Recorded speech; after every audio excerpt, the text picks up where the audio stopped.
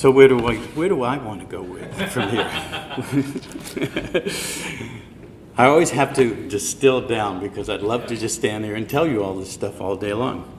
For example, that John the Baptist was nothing more than a replay of an Isis-Osiris mystery cult, beheading or dismembering that precursor principle to the Christ. Okay, the word Christ, as I said, comes from Greek, Christos, to rise above the polarity.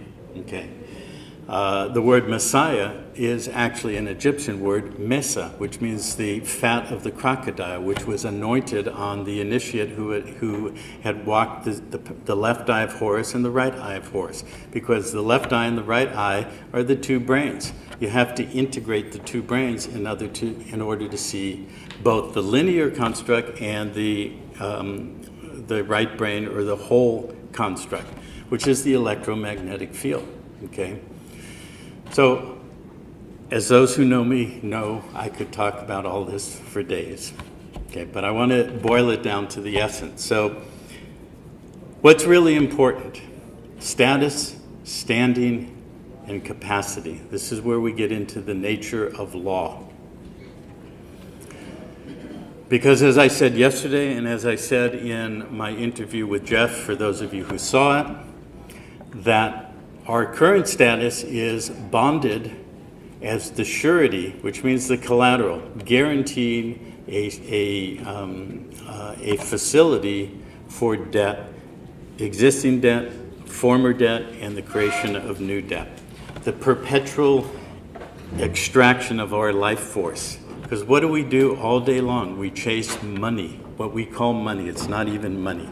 It's just negotiable commercial paper that has a dual point of a secured party and a debtor. So the franchise is what people have called the straw man, the all caps name. It's what creates debt. It is a bankrupt debt facility in a corporate structure called the United States, and our status is the bonded surety that underwrites and guarantees that debt. It's no different than Morpheus in the movie The Matrix, when he showed Neo the copper top battery and said, this is what we are. This is how our life force is extracted from us. This is how we contractually consent to being lifted off of the land, because our body is the land. This is known as a landed estate in how we approach the issue of correcting our status. And I'll get into that in a minute as to how the nature of an estate is constructed and where all this comes down to the bottom line, if you will.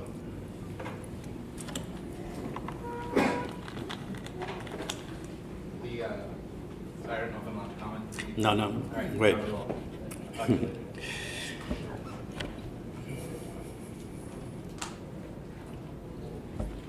So our bodies are the landed estate. Everything I've just very quickly synopsized is how we have allowed ourselves to abrogate our standing within ourselves, projected outside of ourselves, agreed to be will-less, and allowed the external construct to be the directive principle. So that castrated male or truncated masculine principle is really our allowance of what we've already done within ourselves. The twin pillars, the king and the priest, the king holds all the land because we've allowed ourselves to be removed from the land. You cannot have law if you're not on the land. So all this talk in all of the law movement about common law and grand juries and all of that is all bullshit. It's real, but nobody who's doing it has the standing or the status to do that. You must be on the land to be able to have the standing to do that. Right? You'd like this. I love this. So it's like Russian dolls nestled one inside the other. Okay. So all we need to know is one thing, ourselves. And we know all of creation, all of how all of this works. Because as either I talk about this here, I do my half-hour talk yesterday, or you watch videos, or wherever you get it, This is part of your remembering, because you know this already. Okay? And when you start seeing the matrix, the projected containment field, the prison, and you start letting go of the belief systems, whatever belief systems you have, astrology, numerology, etc., that's when an initiate in Egypt and Sumer and Babylon and Rome, all the way to the present time, who was trained to integrate both sides of the brain and was lifted up above the polarized mass hallucination consensus reality, could control it, because he or she or they could play both sides against the middle. It's very simple. It's what Machiavelli said. Basically it's the Machiavellian principle, divide and conquer. But here's the big clue. Okay, so Larkin, for example, Larkin Rose spoke about this one little thing, but he's missing something, because he's still projecting it outside of himself. He's missing the fact that we have found the enemy and it is us, because we have to start with our own separation, our own polarization. It's something I call the enemy construct. And when I realized this in my process of walking these points for the last 45 years and literally burning it through my DNA and my body and becoming aware of all of this, it's what I call, and called 15, 20 years ago, the enemy construct. And I composed a phrase which is, there are no enemies, there are only opportunities. So what are the opportunities? The opportunities are the opportunity to take full responsibility for what we are, what we've created, and not put it outside of ourselves. Because the minute you start attacking an enemy outside of yourself, you are in a polarity and you are locked into it. So you become the opposite of your enemy. I'm the good guy, he's the bad guy. Larkin talked about the whole Tolkien trilogy. It's nothing but a big hologram for us to realize that we have created our own enemy and projected it outside of ourselves. So if you follow or choose to follow that maxim, there are no enemies, only opportunities, that every time you encounter something that you think has taken something from you, that owes you something, that you are going to blame for why you are the way you are, your conditions in life, then you've disempowered yourself. But the minute you forgive yourself for creating that construct and commit yourself to walk that point and open it up, to release yourself from that separation, that polarization, then you are empowering yourself and you begin to stand as a fully integrated, grounding creator being who can do anything. And if your intent and purpose is to direct your will to rebuild this world into one that's best for all, then you can do it. But then if you come together with others of like intent, just think how powerful that is. That's why we cannot be stopped. Okay. The other reason is like what I said before. As above, so below used to be a reality. That half there, that's called the heaven dimensions, has been collapsed into a singularity. It's right here. So if you see what they are trying to do, is what I described yesterday, the two pillars of Otto the Great. I'm going to be the king. My lineage is going to be the prince electors who are going to hold the land, and we will hold and own and control all land and all flesh and all souls. And the Pope at that time said, fine, you are going to be the king and I'm going to be the priest, and we will meet at the end of time and merge it together into a singularity in a throne in Jerusalem. And why Jerusalem? Because it's on the 33-degree parallel of latitude and the 33-degree longitude, because it's a outpicturing numerically of our own spine that has 33 vertebrae.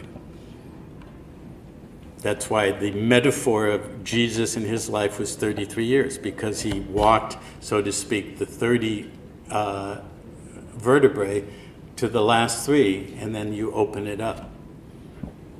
Okay, but that's all externalized. You don't have to do that. You don't have to study all this stuff. You just have to remember it.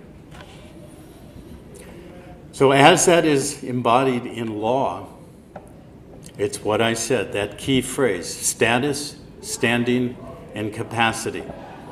Let me ask you all a question.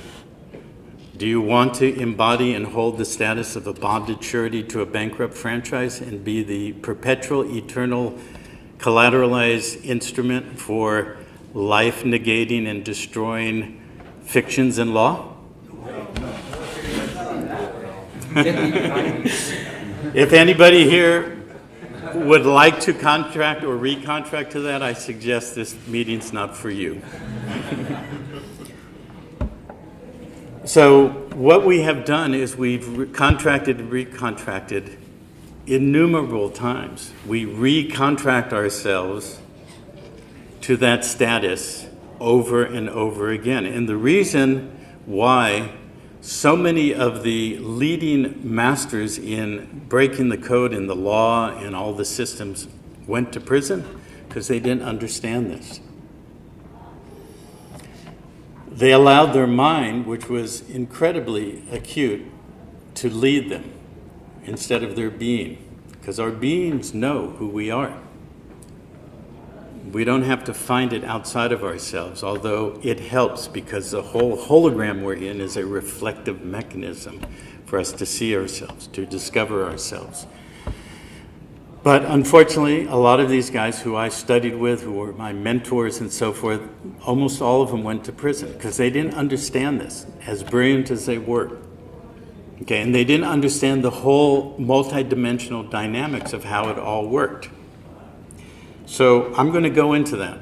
I'm going to slap myself and stop talking esoteric stuff and symbols and stuff. You're going to have to become a member of Gemstone and Pantera to get the full detail. And a lot of it's there, and then we're continuing to build it. So I want to talk about the practicalities, okay? Because our real status, at least initially in the part of North America that's called the United States, is to be a private American national. And one of the fascinating, incredible things in my process over 45 years is in the last 5 years, the accelerating pace with how things are lining up and falling into place is beyond imagination, even for me. And I took a lot of psychedelics in my day. I can imagine a lot of things, and I've seen a lot of things, but it's like living in the most extraordinary movie as these things fall into place. So what I'm leading to is the example of this name, Pantera, that 15 years ago, or thereabouts, actually 16 years ago, I used to have a company in Mexico, and I speak fairly fluent Spanish. And I love Spanish, the language, and I love language because that has helped me understand a lot of what I've learned in law and other things. That I was in a hotel somewhere in Mexico, and I was walking by, you know how all the hotels have different rooms, you know, we're in the Mixteca room. So I walked by the Pantera room because Pantera in Spanish and Latin means panther. It's actually the Latin root for every cat. You know, if you look at the Latin names for every cat in the feline species, it always ends with Pantera. So immediately I saw that one, Pantera in Spanish with one R meant a panther. That was this incredible, strong, agile, graceful being that I wanted to emulate. And so I said, that's the name of what we're going to create our organization as. But then if you add an R, Terra becomes the earth. Pan means across the earth. But only in the last year, as the next layer of remembering got peeled off, we came to another level of what Pantera means. It means private American national on the land. And that's the status we want to be in. So because I was born in North America, and then I got matriculated into the false hologram, the matrix in the United States Corporation, and everything that I've studied is U.S. law and so forth, although I've studied world law and international law and many other things, but the focus is in the United States because the United States is the pivot point, the fulcrum. But it's not just private American national. It's private African national. It's private Australian national. It's private Antarctican national. We're going to liberate the penguins. And it's private Asian national. The only one that doesn't fit that is Europe. And I thought about, well, maybe it's private asshole nationals, but I don't think that would fly. So we'll just add an A to the front and an A to the back, because Europe comes from a Greek goddess named Europa, and there's a reason for that too, and so on and so forth. So we'll call them European nationals. And there's 7 continents, and so there's 7 chakras. It's an out picturing and an in picturing, as within, so without. So that's an important point. As within, so without, which means also as without, so within, which means look at the world as it is now, and that shows you what we're like inside. Okay. Okay. There is no separation. Okay. But as I've been saying, as I've studied for a long time, and I know as an absolute within my own being, it's just an outpicturing of our own enemy construct, our own projection of the enemy within as if it is without. So private American national. A private American national has unalienable rights, cannot be liened. That means you cannot be bonded as a debt surety. That's all it means. So you hear people talk about constitutional rights and Bill of Rights and so forth. None of those exist within the civitas, the civil/public body, because you do not have substantive rights, rights of your substance of your being. You only have privileges that they call civil rights, because civil comes from the word civitas, that containment field. We'll give you the illusion of rights, but there are privileges. The Lord Mayor of London giveth, and the Lord taketh away. He can give you civil rights, but if you do not follow his codes and his rules, he can take them away. Okay? The city of London is where something called the Temple Bar is. That was established by the Templars, who created the original system of travel and security for banking in the 1100s and the 1200s. Eventually, they knew they were going to be co-opted and had to go underground, so they formed a country called Switzerland that adopted that cross, the Swiss cross. That's the Templars. And they set it up in the heart of Switzerland to be the center of banking and control. Okay? So Temple Bar in the city of London is where they created the temple, because it's all about the temple religion. The temples have been the banks for thousands of years. All the banks in Rome were on a street called Janus Street. Janus was the two-faced or two-headed god. That's why the Roman eagle is two-headed. That's why the Nazi eagle was two-headed. That's the dichotomy. Jesus in the temple, my So, and if the temple of Janus was open, the door was open, they were at peace. It may have been the other way around, but the door was either open or closed, at peace or at war. And war is an interesting thing that I'll get into in a minute, because that's the other aspect of how they control us. Because we are fighting ourselves that we projected into this hologram. We are at war with ourselves. And war is how you are completely controlled within the legal monetary system. You must resolve and integrate back into your being and be at peace. Because, and I'll explain that in a minute, how that works. So it's all about the temple and the Janus and the two-headed god and the door that's open or closed, whether at war or peace. So the Templars knew this because they went and dug under,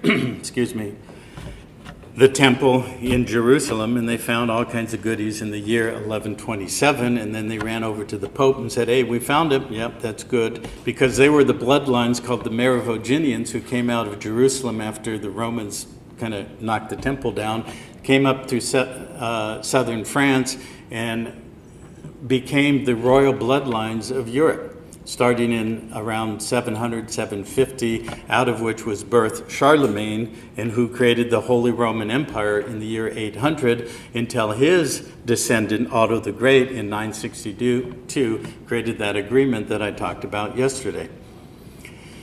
So they knew all this. The Templars knew this, and they created the banking system, the groundwork for it. And then they founded Switzerland. Then they went to London and created the Temple Bar.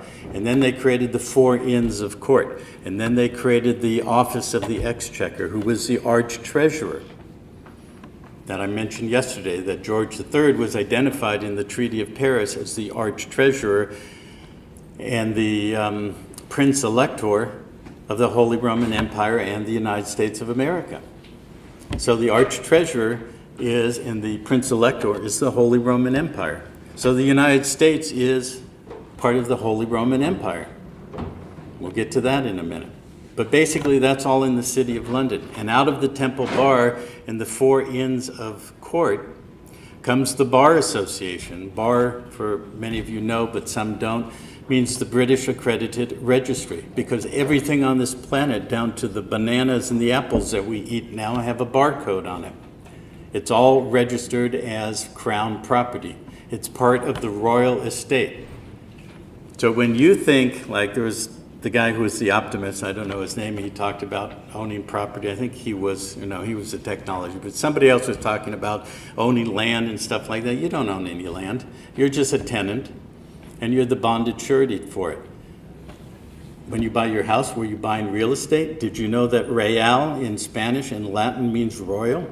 So you were just volunteering to be the bonded surety against the legal fiction title to create monetized debt through the franchise that is your name in all capital letters, which when you were born, you were voluntarily placed as a ward of the court, and you were abandoned by your mother. And if you look on your birth certificate, she's called the informant. She put you in a form so that you could be registered and become part of the royal estate and property of the crown.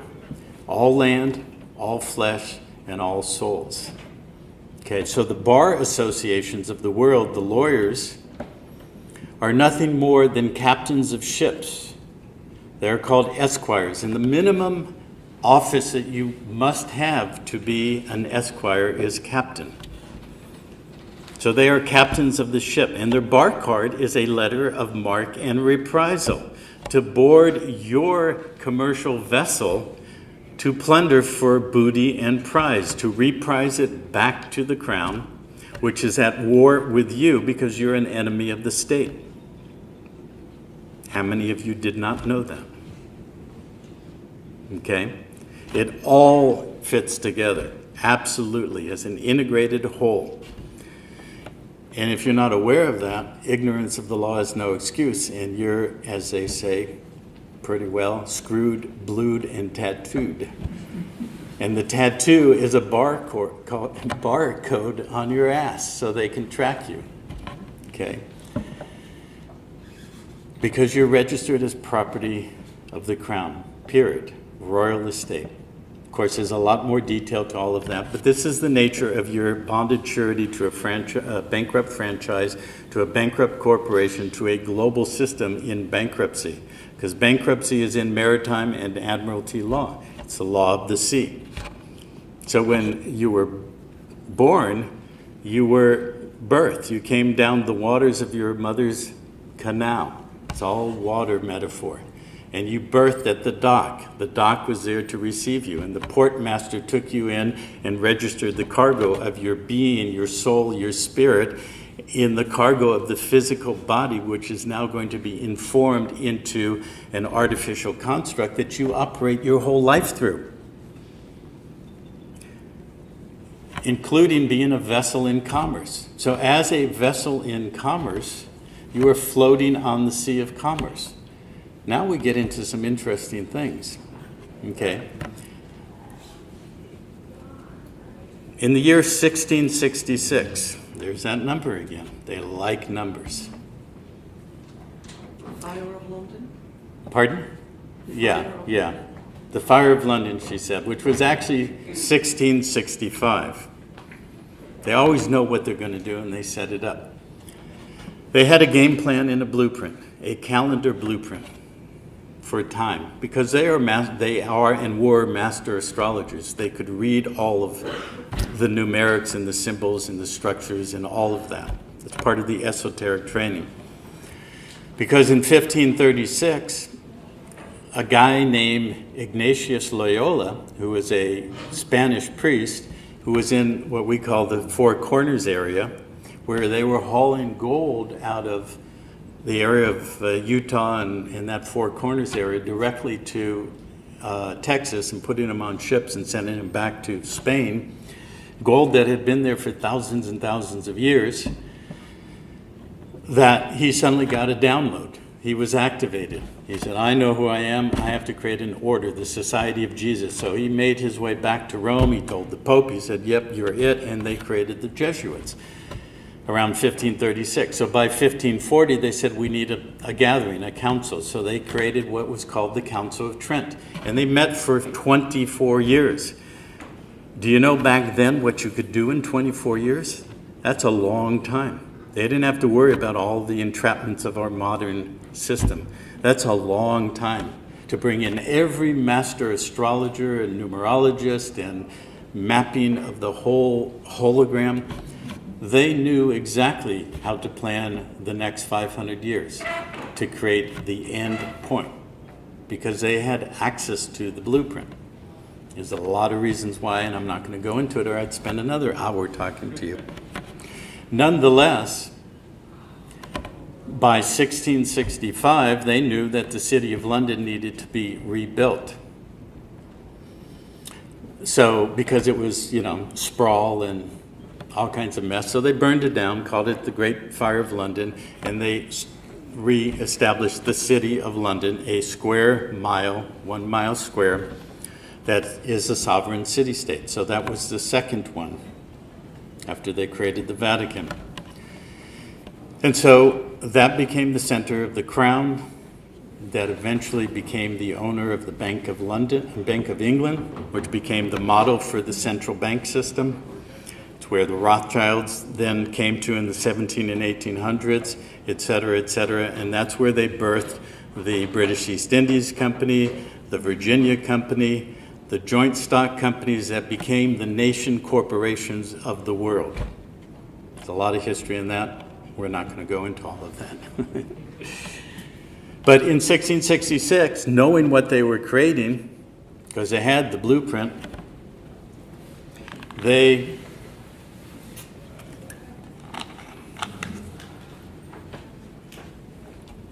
passed an act. That act was called the Sestake V Act.